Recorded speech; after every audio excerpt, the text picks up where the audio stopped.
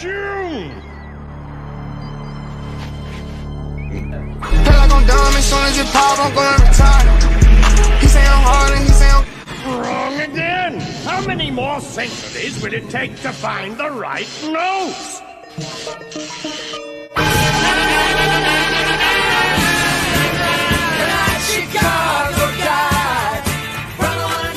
What the hell was that?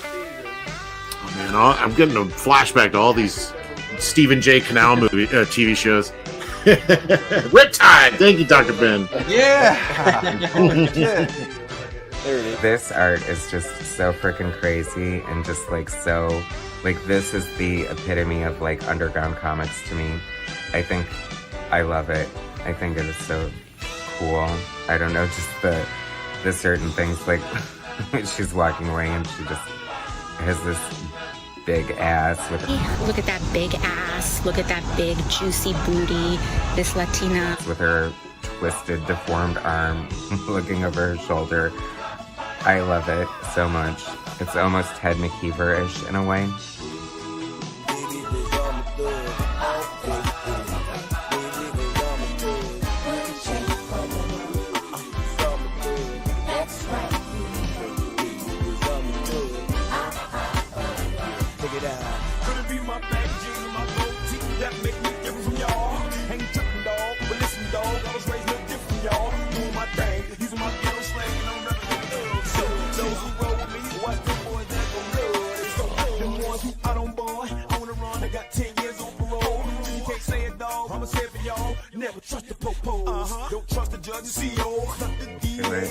I don't know. It's like Beavis and Butthead on meth.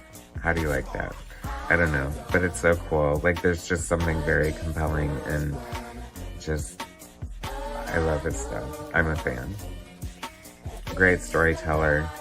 Just totally, as I've said before, the epitome of like underground indie comics. Right there, Dr. Ben Anthony.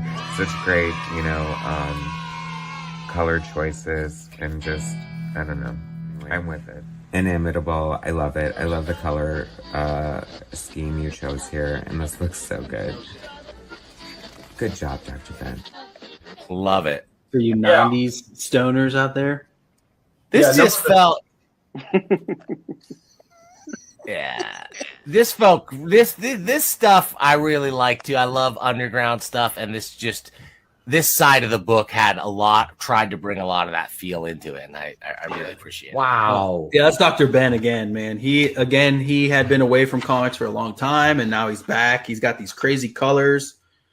Yes, I like. Really great work. And some of it's like meta too, it's got talking about Brubaker, Sean Phillips. This is like, he is in this. He's the guy with the chops and the bald head there in the top right.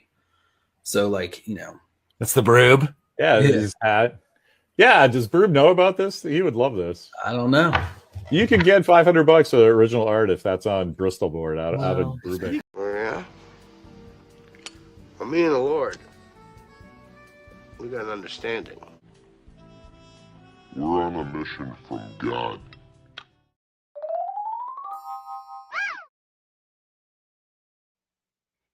All right, we're live. Here we are, everyone. Favorite friendly neighborhood Dr. Ben. And we're back here with doing a comic book interview. So without any further ado, I'm going to introduce to the stage Mr. Per Berg. Hello, Dr. Ben. Dr. Ben, are you really a doctor? Because if you are, I have so many questions about my body that I need to ask you right now. I'm so in theory. Oh yeah, nice. Is that comic yours from the intro? I think it is, right? I didn't realize that because that looked amazing. That's awesome. Yeah, I've got a bunch of weird comics. That's funny. That's how much I don't know. I guess this is how big the Comix gate and every surrounding the way the whole everything evolved. You go years and kind of know, like I've seen you around, but I didn't know. Like, did you ever crowdfunded those books or anything? Well, yes and no. I've never done like an actual crowdfund, but I have a sign-up sheet, my current for Indiegogo right now that we're gonna be launching. Like the goal is like this week or next week. But, okay, so it's coming up. That's exciting. Yeah. That's fun. But that's what I'm Yeah, saying. Like, that's a good way to like meet people is through the promotional tours kind of thing. Yeah, that's I've been doing just like weird like mini comics and like anthologies, and I did reviews for different websites and like just all kinds of just weird odd stuff since like I think like 2011. 2011 is my first little comic convention, and I had like they were just like like tiny like mini comics I'd printed and stapled, and I think I just forced them on people. Like I had one about like a dinosaur and one about like an egg person, and that's the kind of stuff I buy at conventions. If I see like I could see immediately when I saw your art, I was like, dude, I would buy that in a second. That's the weird artists that got to stick together. That's the thing, because like so many people like look at it and be like, oh, well, you can't draw, and it's like that's not what it is. Like, look, I can draw like regular way too. Like it's fine. Yeah, you can draw like I can tell you can draw from that art. Yeah, that was funny. Which that's what I'm like. I've been following your art just online, and so like Vatican City, like that's seeing that like out in the wild, like Dark Horse Comics publishing it. Mark Millar is like vouching for you, shouting you out, like putting like I was before I watched kind of like prepping a little bit. I saw his interview with you, and I was just like, wow, like that. I was just like blown away, like because like I love the way your art is. Like it makes me think of like negative space or like contour drawing or something. Like there's something that's I don't know how to describe it. It's unique. Like it's such a and to see that like other people get it, and like people like Mark Millar. So I mean that's what I'm saying. Like for me, that's what I want to ask you. That's why I wanted to interview is to see, because I mean you've been doing crowd funds in your own comics for a few years, and so it's like seeing like, okay, well now he's like people are like paying attention and like taking notice. Like what is that like for you as a comic book artist or a writer? How do like what's your reaction to all this? What are you doing? How are you feeling? What's the the big crazy reaction was like a year ago or around there when Mark actually hired me. That was when like I did have like some imposter syndrome. I just also had just like it was just blowing my mind for like pinch myself kind of thing for like multiple months. And now my more thing is like, okay, what do I do with this? I feel like I have an opportunity. What can I even do? Like I just want to make sure I keep trying to get better, and I want to keep getting my stuff out there.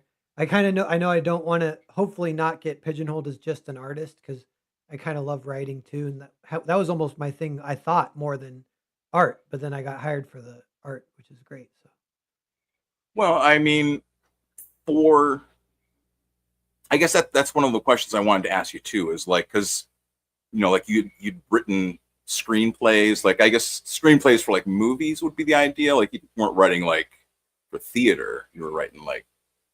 Yeah, that was like my 20s. Did that come up in the Mark interview? Yeah. Like my initial kind of interest in like being creative, it was kind of making movies with my friends. I started making comics only kind of realizing, oh, comics and movies are very similar creatively. I started doing comics my senior year in high school. My senior project was like a little 20-page comic that was actually terrible too. The writing and the art was bad. Right. But and I was the best quote unquote artist in my class, but this is almost like pre-internet. This is like 2005 I graduated.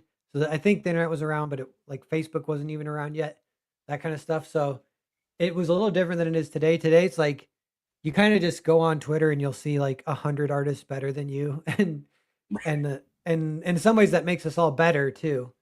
But it's weird. Yeah, you're like, it used to be, like I was the best artist in my class.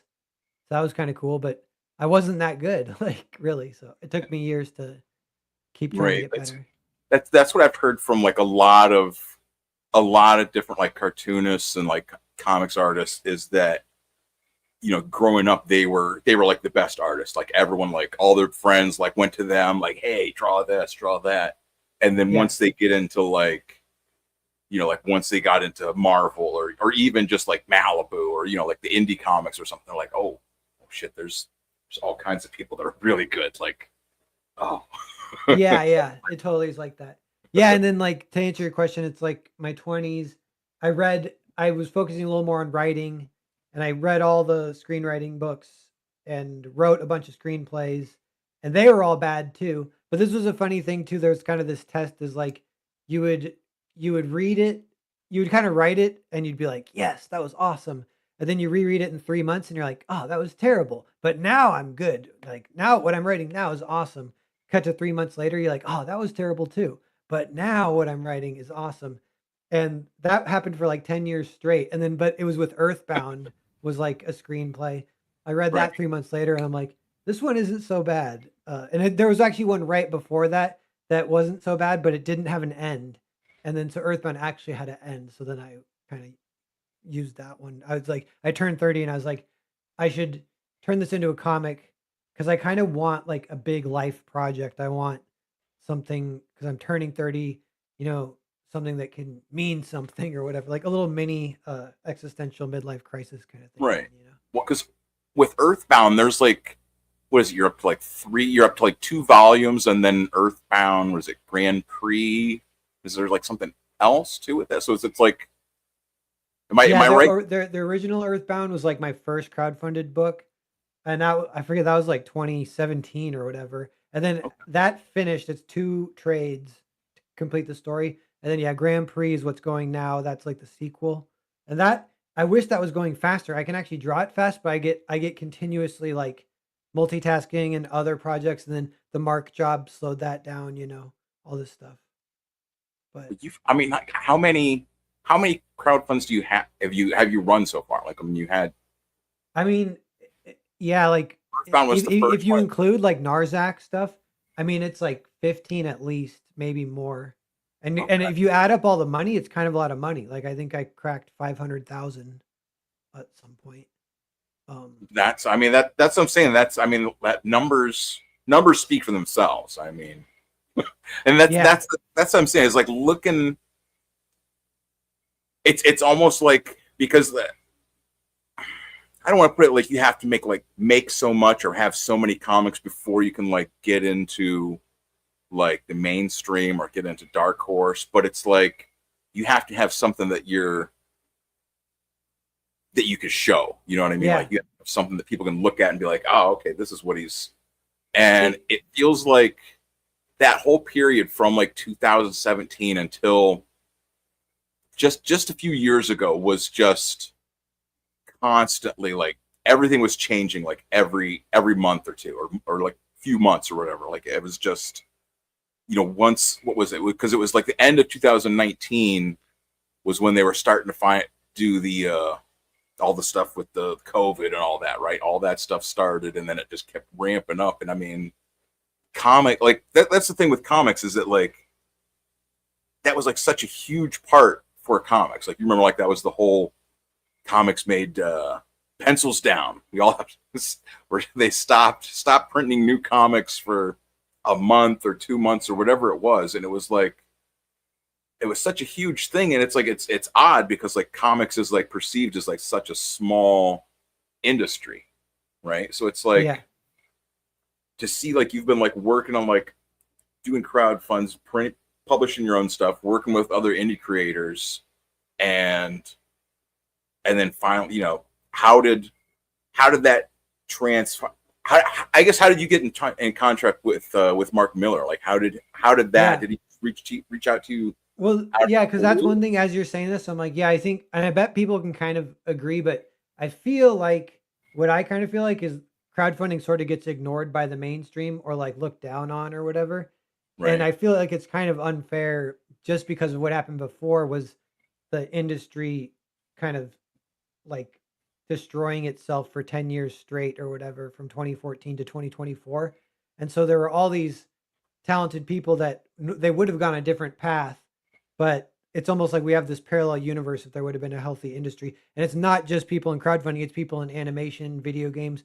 All these good, talented people kind of went other places other than the comic industry because the comic industry was kind of like gatekeeping or whatever. And Yeah, but so then it annoys me that they look down on crowdfunding, but literally like the one person who doesn't look down on crowdfunding is Mark Millar. And I think I think he keeps, like, kind of part of his identity is he wants to help the comic industry and he wants to like Yeah. kind of keep his finger on the pulse kind of thing. So he's kind of out there just getting a feel for it. He always has been. And so my second book, Foreign Agent, got a good reviews too, like from specifically from your boy Zach. So he has a pretty big YouTube channel. He gives it a really good review. And then Right. Mark Millar followed me the next day, and I messaged him. I at that point too, I was like, wait a minute, Mark Millar messaged or followed me, and I was like, oh man, this means I can DM him. But what do I say? And I was like, I don't even know. I don't even know what to say. But then I did eventually a few days later or something. I'm like, did you follow me because of the review from your boy Zach? And he's like, yep, been following his channel for a while and your work as well. I'm a big fan, blah, blah, blah. And that was our relationship for like 4 years. He was kind of just a veteran, giving not even like necessarily advice. It was more encouragement. He was just encouraging. And then he did give a little advice right before he hired me because he saw some, so like 3 years in or whatever, he saw some old traditional art because I'd been drawing digitally for kind of my whole crowdfunding career, because partly for just practicality or whatever, and that's kind of what everyone says, but digital's a little faster. But now that I've gone traditional, it's kind of, I'm glad I can kind of do both. But you pick it for the project, you want it to match, the art can kind of match or whatever. But I love digital. I don't want to ever like give it up forever again permanently. But yeah, he saw some old or traditional, but he saw some old traditional art that I did, and he's like, you have to like go back to doing this or do more of this. This is amazing. And so I pulled my scanner out of storage and like started that up, and there was about 6 months of me kind of trying to reacquaint myself with the traditional tools.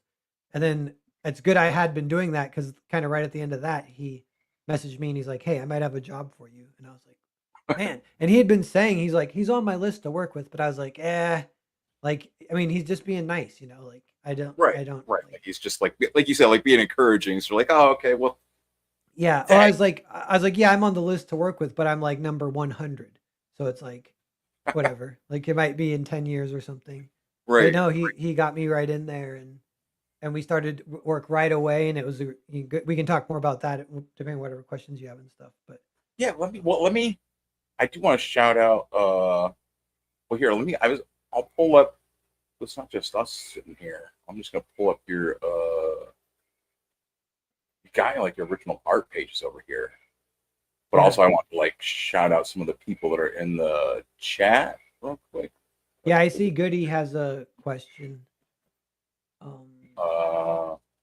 Goody Two Shoes says, I talk often with my local comic shop owner. Told him I had to buy into Vatican City. It sold out each issue. Were you surprised by the sales? Well, so I'll tell you guys, I think the sales are like above average, but they aren't amazing. But no, the sales are like I think it did kind of quote unquote sell out. But that it's the number that you want high are the orders, or you kind of want both. So the shops will order it, and they can order like 50 copies, then it wouldn't sell out probably, But if they're ordering, and they have, actually, this is another thing I'm kind of learning about the industry. They have like subscriptions. So like they'll order like a kind of a minimum from Dark Horse. And a lot of stores, I think, just did the minimum, which is like 5 maybe, or like 7 or something. And those sell out. So it's a good sign still if it sells out, and it means they should order more, and it means there's demand for more. And we are hitting that. But our actual like sales of like the orders, because those did not like go gangbusters, they were just like, it was slightly above average. So it's a little bit frustrating, because you're like, like it should be higher, but the response is good. Definitely go out and buy the trade. Anyone who their trade releases in Thanksgiving. Well, that's what I was going to say too, is that like, being that it's like now it's in the shops, I would imagine it's potentially in like stores like Barnes and Noble or whatever. Once you have the trade, that's a whole other aspect that you're going to be thinking of with it, is what the trade paperback sales are, how long, what sort of, how long does it continue to be a sell over and over. You know, so it's a whole. Yeah, it could become quote unquote perennial with kind of some of Mark's repertoire cycles like that, you know, and stays in print. I mean, the new Pope is. I'm not a Catholic myself, but I like to argue with Jesuits anytime I can. You know, but you know what I'm saying, the new Pope is from America, so I mean that could be like, hey, look, there's a if he said something about the comic, I mean, it would be insane. Yeah, it's a new era. Yeah. And yeah, the way that the Millar World books work too is like they go into development as a movie also, but it's not like it gets announced or anything. It's just like that's kind of happening at Netflix. Nobody knows if, you know, it doesn't know if it'll get necessarily greenlit, but it's in that stage where they are working on it. And so that's fun too. So like movie could be a thing down the line.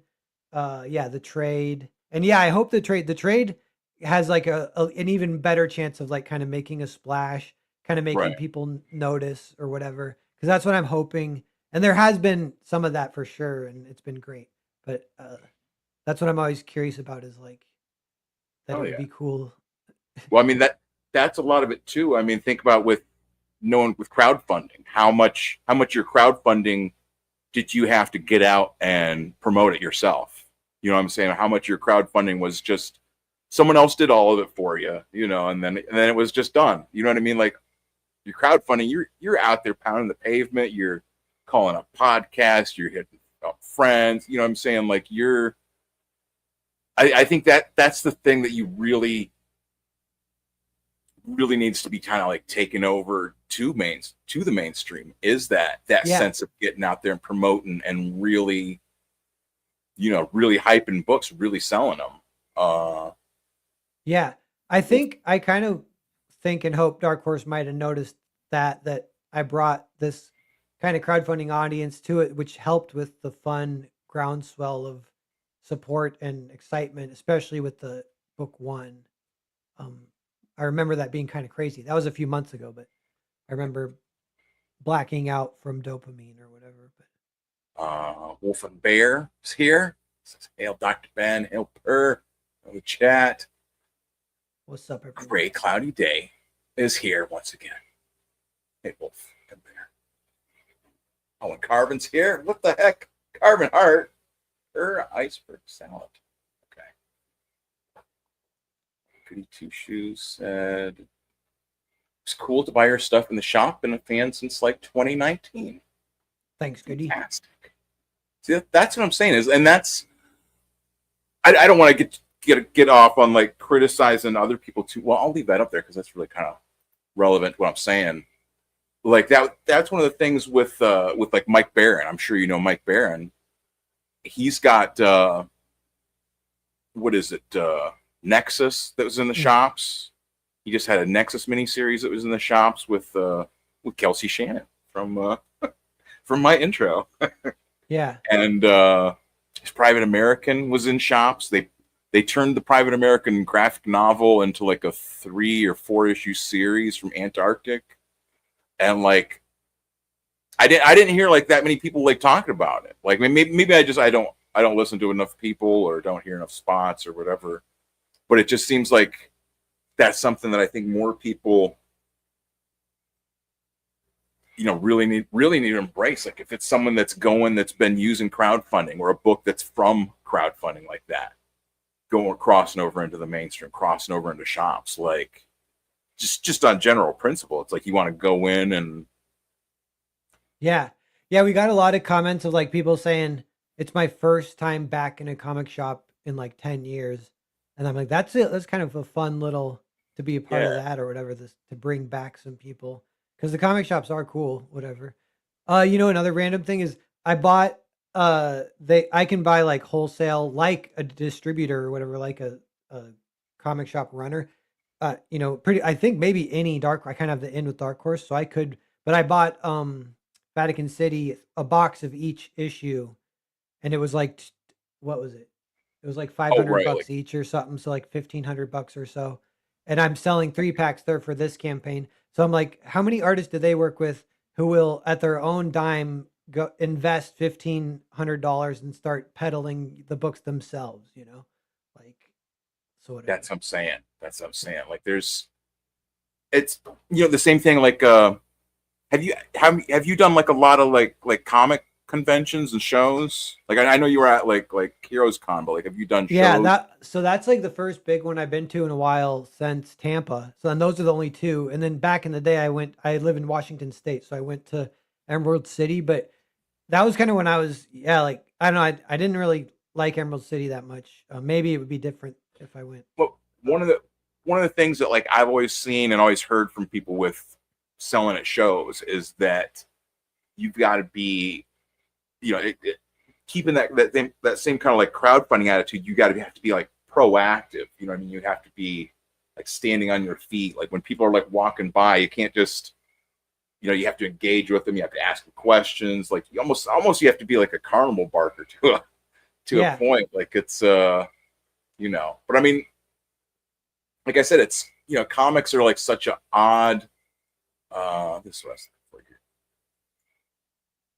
like just sort of different world, I guess. But you know what I mean? Like you have to be proactive at conventions and shows, and like the same thing in order to sell to people, to be up talking to them. If you're sitting behind your table and just like sitting scribbling and drawing behind your table, like people don't come up to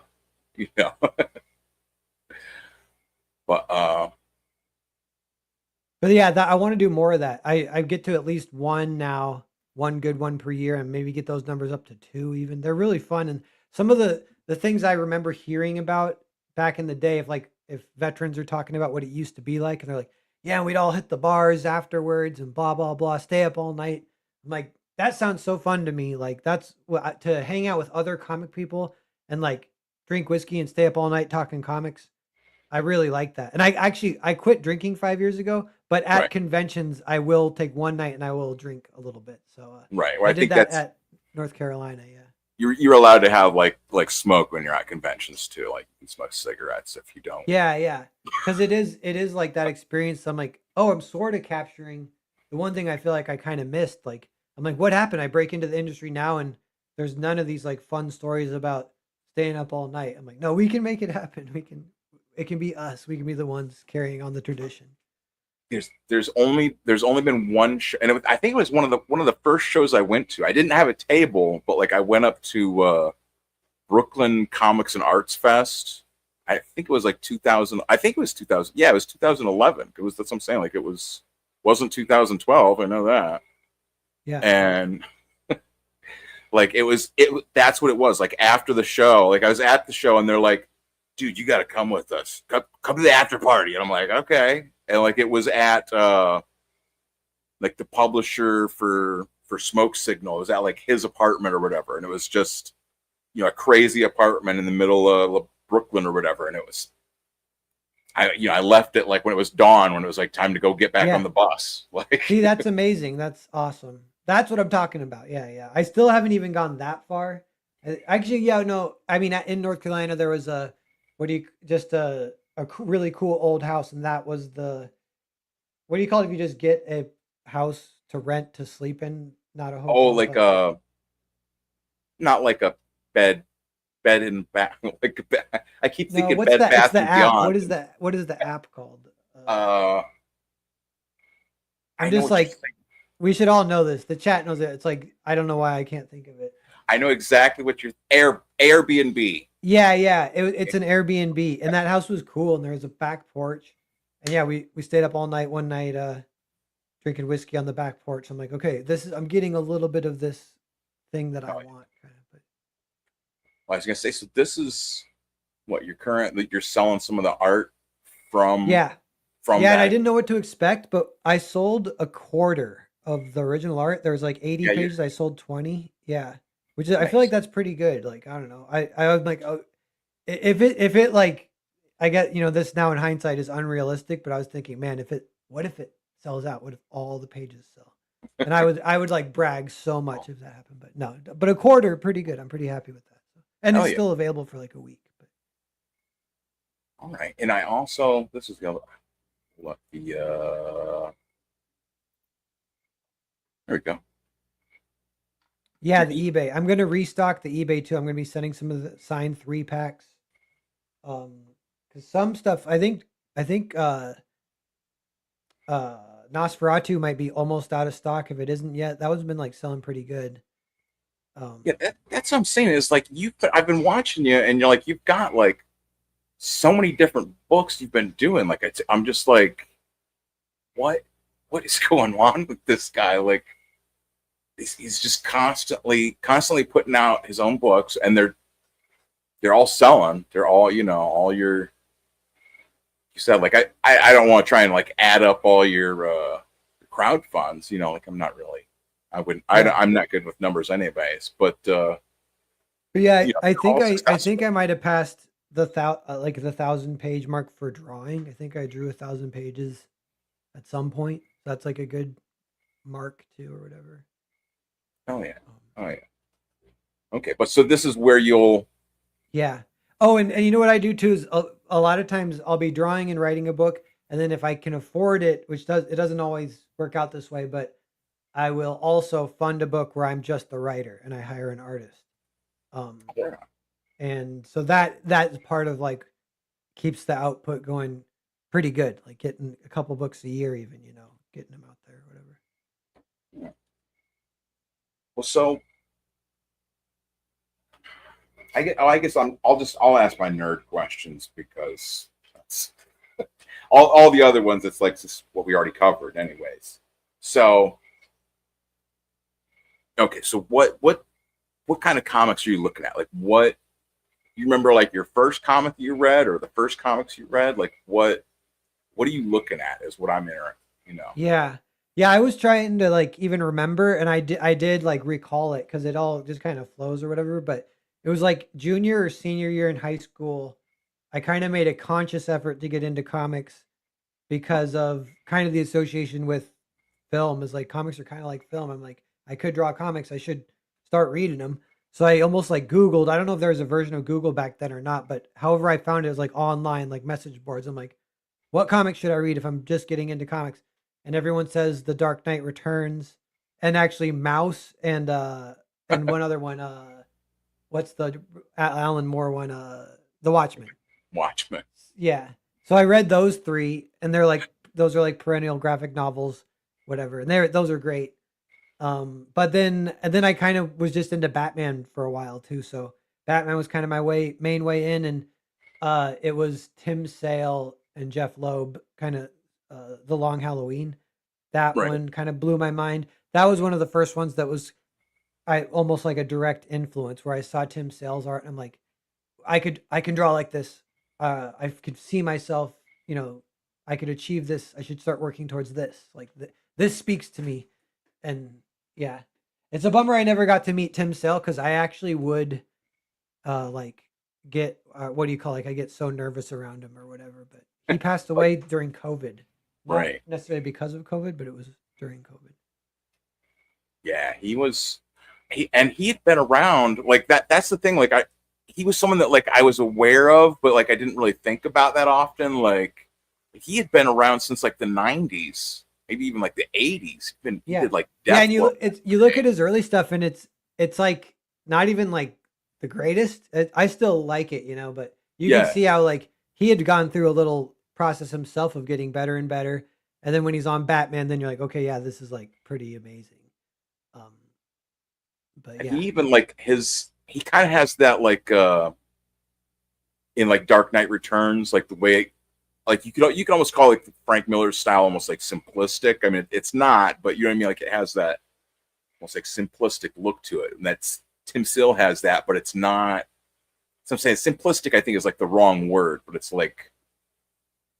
Yeah. And that my art is kind of like that. It has that deconstructed, maybe. Is that a yeah. I can vibe with that.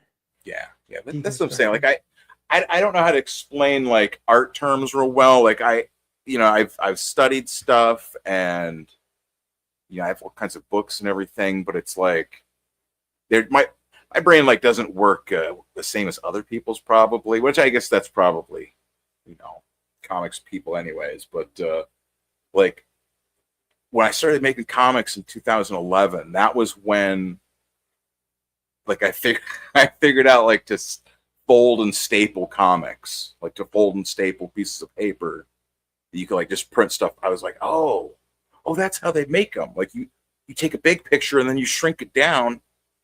It was like, yeah, that's cool. you know, and I'd had like that, like the Marvel, How to Draw Comics, the Marvel Way book since I was a kid. And Me too. I had that since I was a kid, and I never got it. And then I read it as an adult and totally got it. But it's funny. I mean, I think the main thing I remember is the idea of construction, you know, and building the poses that way or whatever. Yeah. And as a kid, I was like, "What's this? Why would you do that? Just draw it or whatever." I remember I had like a rag, like for the tools. I had like a rag. I'm like, what? A rag? That, yeah. Yeah, that's funny.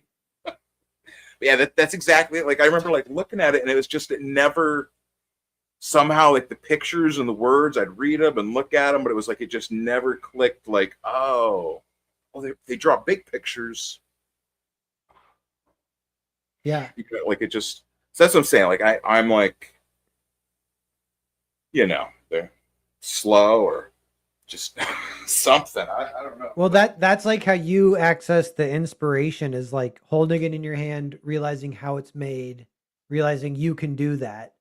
Those are like things that are part of, comics can get you that way. So do you follow comics now? I mean, I know like you're, you know, we're all like friends with like a million other comics people, but is there stuff that do you read? Like, do you follow? Like, I don't even know if there's like comics. Yeah, I get there are comics that are out there. What am I talking about? Yeah, well, you follow, you know, like, since Mark started following me, I went back and started reading all his stuff, and I had only read like a couple before that. And so yeah, I'm like a Mark Millar expert now almost, and then a lot of it I keep up pretty good with the crowdfunding scene. Okay. And I do kind of enjoy that, like, because the books sometimes they're not even necessarily the greatest, but you can find ones that you love or you get on their level and you just really enjoy it, you know.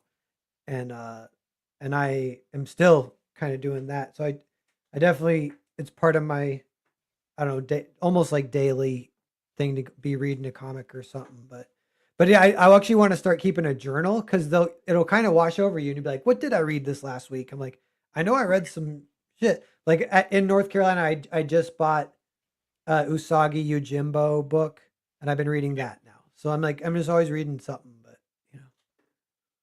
Well, that's kind of like how I look at like my YouTube sometimes, is just to like remember like something that I was like looking at or thinking about, like especially with comics, you know what I mean? Because like I'll look at stuff that like I'm not really like, I'll sometimes if I'll just get a comic from the library app on there. I won't even like buy it. I'll just get it off the library app and look at it and do a review like that.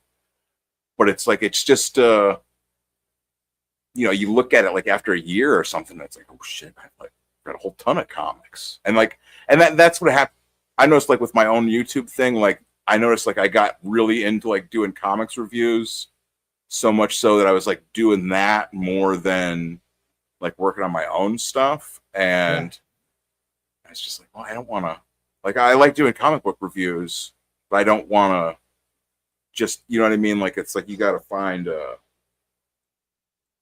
balance or whatever. And it's always just figuring out what to do and what you need to do and what needs to get done, what bills are due.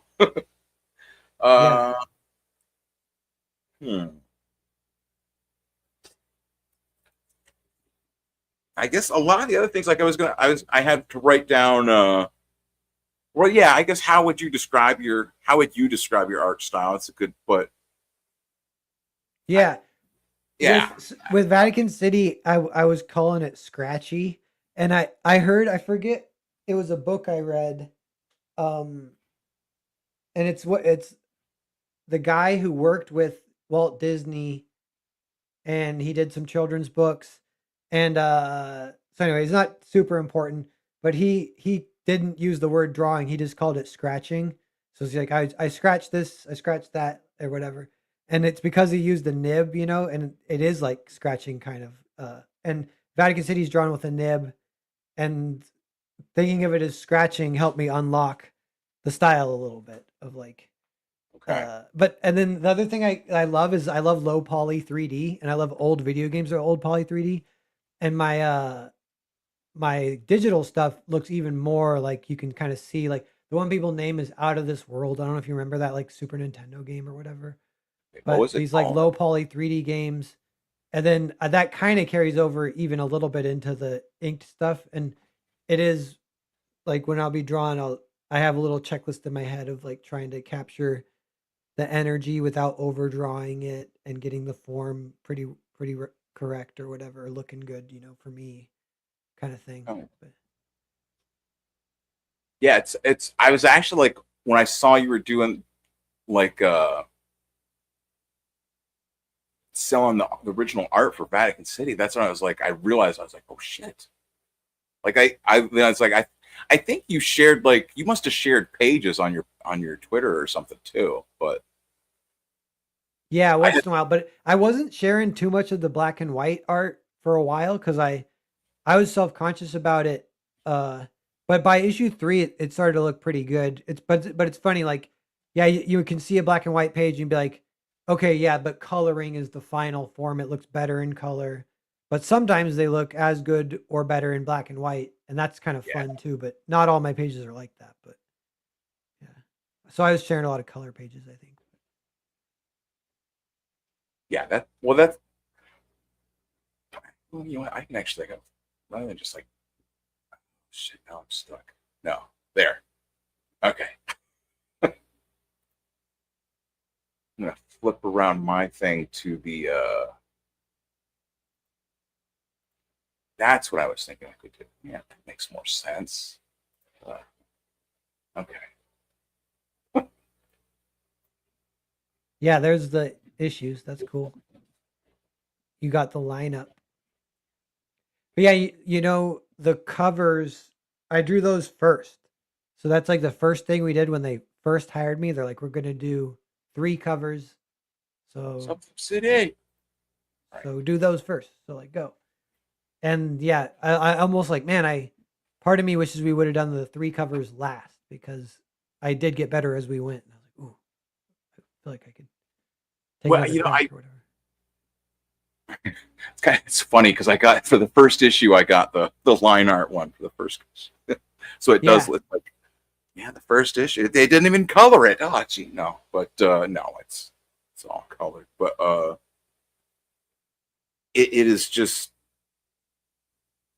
at first, like, I didn't even notice, like, he's got like little fangs, but like as soon as it started, I was like, okay, like it just immediately goes into gore. Like, so that's my question too, is like working with Mark Millar, like what is his, how is working from his script for this? Is he like, I don't know if you've read like the Alan Moore scripts, right? Like Moore. Yeah, his scripts are like, they're almost like sparse or minimalist, but they weren't confusing. Everything I needed to know was there. There's good, really good writing, and but yeah, it was funny because one of the first things I said to him was like, he sends me the script and I'm like, okay, so do you want me to do like page breakdowns, like layouts, send them to you for approval, and then I proceed from there? And he's like, nope, I only work with the best, so just do what you do.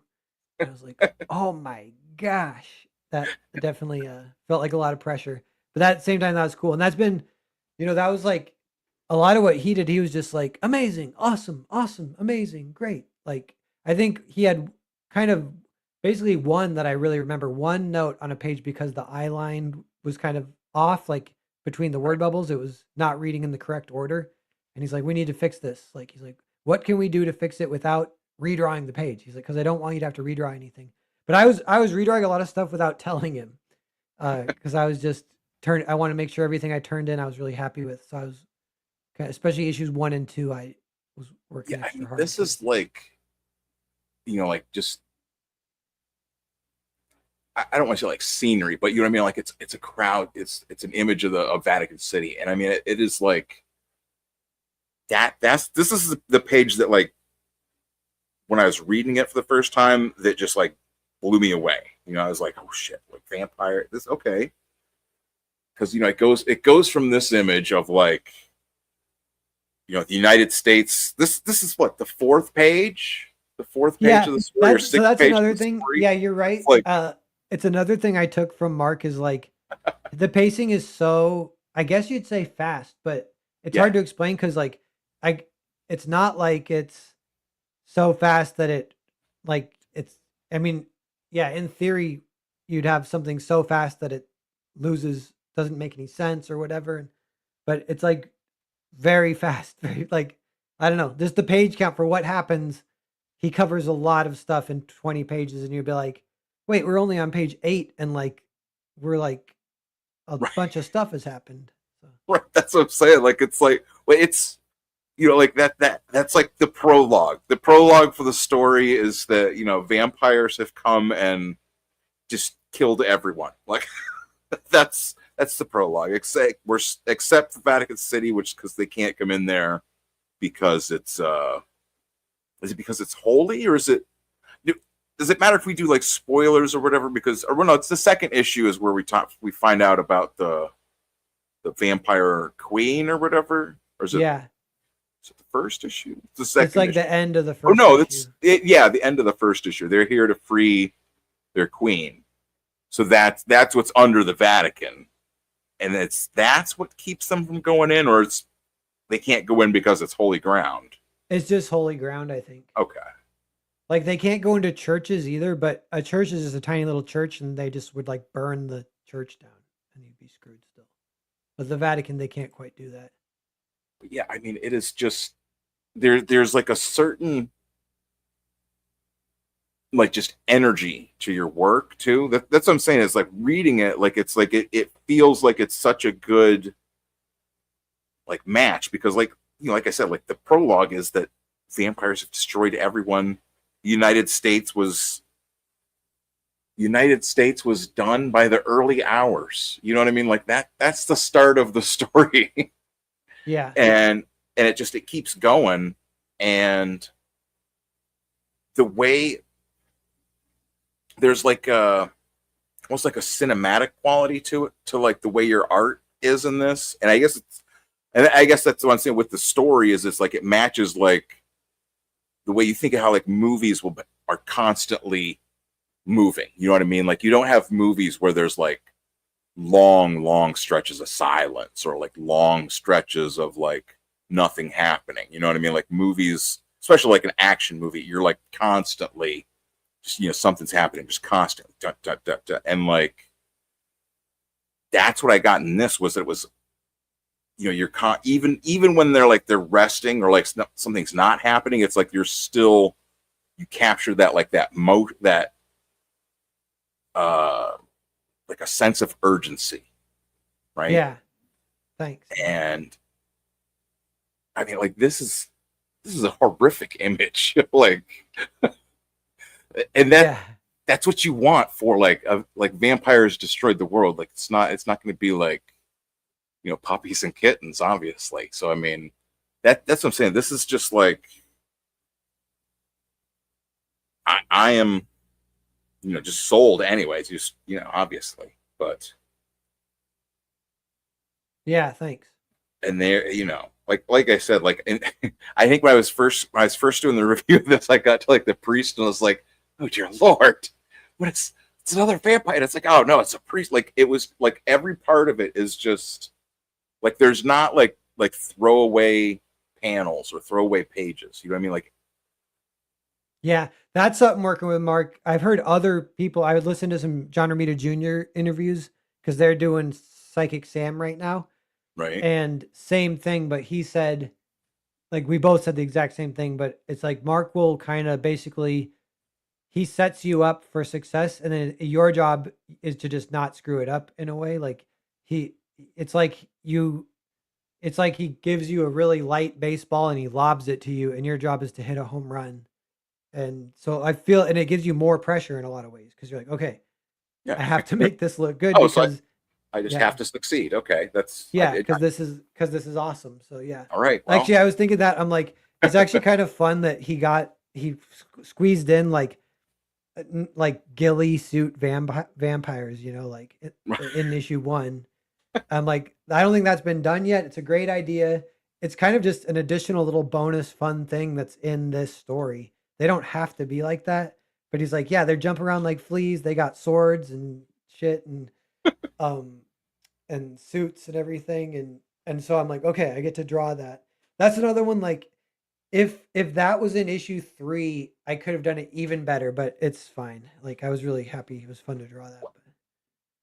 Well, obviously you get by the 3rd issue, you're going to be more into like the drawings and the characters, but it's like, I don't see it as like getting better so much as just more kind of like you're drawing the same characters for 3 issues here, right? Yeah. And there's only so many different like positions you can put them in. So it's like by the 3rd issue, you're really kind of like, you're trying to like do something just different. You're getting, what I mean? You've tried all like the first things that first come to mind by the 3rd issue. I guess if you were like doing more issues, obviously you're going to be pushing for different angles, different perspectives, different, you know what I mean? Like, yeah, there's a little of that for sure too. And like, I am looking forward to when the trade comes out, because I think it will be kind of fun that there's this meta narrative of knowing that I was pulled from crowdfunding. Mark took a chance on me, gave me my first big break. He kind of took, literally took a chance on me, like a little bit of a risk even on his end, but he went for it. And then, because I'm like untested or whatever, and then I proceed to like improve as I go. So the art change, like it's slightly better as it goes. But it's not like issue 1 is terrible or anything. Right. No. Well, that's what I'm saying. It's not like that. That's what I mean. So it's not like you're like, well, you could tell issue 1, he must have done that 20 years ago. Yeah. But I do, and I okay. This is the other question. Okay, so we get to the end of the first issue here. They find out where we got to find the queen, and then we have the ads for Mark's other books, the Magic Order, Prodigy, Slaves of Mars, the Nemesis,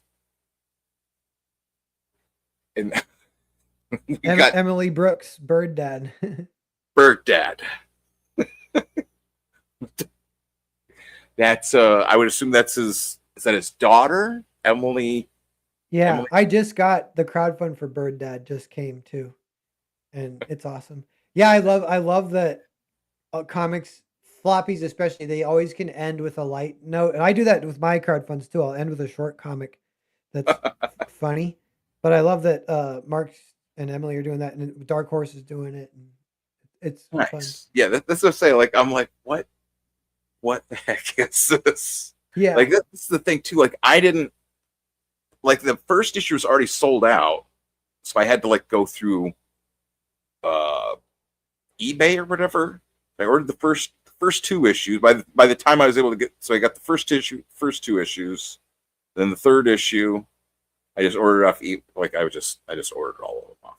I've just become an eBay, just giving in. I'm just cheating. I don't care. But this is the other thing that just sold me was the second cover issue with them like I don't know what exactly that makes me think of, but that is just like surreal, I guess is maybe what I think. Surrealism. Yeah. Mark liked that too. When I turned that into him, he's like, I can't stop looking at it. And this is like one of the first images you did for, like, because you said you had to do the cover images first or whatever for the. Yeah, so that was like the second thing I ever drew for Vatican City. Yeah. Nice. Wow. I'm glad you like that one, because that one I'm a little self-conscious about, because it has a lot of negative space and it's zoomed out, so there's not crazy detail. Like, but it's cool. It's perfect. That's what I'm saying, because it's like that's them looking down at like the Queen's burial chamber or something, or is that? No, that's not. You know what it is? It's more just like ancient lore. It's like another lore image. It's just like, Yeah, because I see all the actually. That's what I mean. Like now I look at it, there's all these hands down there. What the? yeah, And that's the thing too. Like when I do reviews, I don't go through like some people will do a review of a comic, right? And like they will explain what's happening on every page and every panel. They'll tell you, like they've memorized names. Another one of my weaknesses. But you know what I'm saying? Like they go through like just page by page, like panel by panel, and like explain every single thing. And it's like that. You know what I mean? Like if I'm reviewing a comic, I don't want to take all that from somebody. You know what I mean? Like I'll read like a couple parts, like I'll read like a couple lines or a couple panels that like really jump out. But it's like I just want to like look through and give people, because this is how I look at comics anyways, like in the store or whatever, pick them up and just flip through them. And I mean, this would, if I saw this in the store, I mean, that is just what is going on. I've got to find out, you know what I mean? And that's what I want to do, like with reviews, is just give people like a little taste of something, like, I want to figure out what's going on in here, but I don't want to got flies. And that's the queen that's down at the yeah. Oh, you know something too? So the original art for both these pages, the two lore pages, I priced it at $1,000 because they're two of the best pages of the whole series, and they both sold like pretty quickly. Like the demand is high for these awesome lore pages or whatever. So yeah, I mean, well, is that is just, that goes on the wall. I mean, you know what I mean? That's, and that's, well, you know what's fun too? That image, Mark planned it like there's no writing. He doesn't want any writing on that page. He's like, fuck it, no writing, just do an awesome drawing. And it hits even harder. It doesn't say like a million years ago or whatever. Right. I actually hadn't seen that. I haven't seen that. Like, I don't know. I'm trying to think, like usually a splash page will always have at least a little writing on it, but doing a splash with no writing is a boss move. And that's something I took note of too. I want to steal it. Or a big sound effect. Yeah. Like I like sound effects, but like if there was a big like thrack-a-boom, you know what I mean? It would really change it. Yeah. I hear you. That's where I'm like I want to ask you, like, okay, well, what do you got lined up next there? But also like I think you need to like just have like because like issue 3 just came out like last week or the week before or something. Yeah. You know what I mean? I think you need to have like a moment of just like, wow, this is like basking in yeah. Thanks. Success. Yeah, that's a good compliment. It's funny looking at it with you right now, like looking at that page, I was like, it is a good page, whatever. Like I was too close to it. I'm like, I'm not as good as, well, this is still kind of true, but I'm like, the people that Mark's worked with, they're insane. They're so good. But I'm like, this page is fun though. This could go toe to toe with some of those guys. But I don't know. Well, I mean, that's what I'm saying. It's like reading it, because I did sit and read all of this. Like I'm usually not like reading the comics. A lot of times I just kind of like skim through them when I buy them, and or I buy a lot of comics just for like the art, like. Yeah.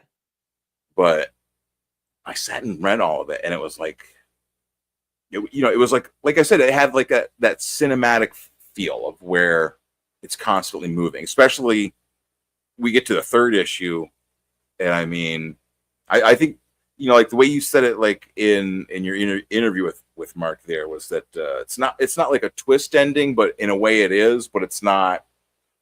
It goes in ways you're not expecting. And yeah, it's like really hard to predict, and I love that about it. Yeah, and the other thing it does, I realize, is a lot of people mention this, but they say the thing that they always say is they go, I can't imagine how they're even going to get out of this.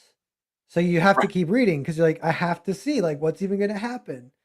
And yeah, like maybe they're just all going to die. I don't know, but I got to keep reading. And I love when a story clicks in and hits that. And it's like, in some ways it can be simpler than you think to achieve it, but also it can be kind of hard to get that when the audience starts saying that, you know, you're really onto something, and that's when you have that addiction, kind of, they got to keep reading kind of thing. Yeah, and that's, you know, again, like that's the thing, like with Mark Millar, like I've always known he's got like just stories that are like just grab you, like they'll just, you know, they'll have something that just immediately, yeah, you just grasp, like when Kick-Ass first came out, you know what I mean, like everyone immediately understood, like, oh yeah, okay, you know, like, yeah, it's just a regular dude trying to, and he just gets the crap beat out of him, and yeah.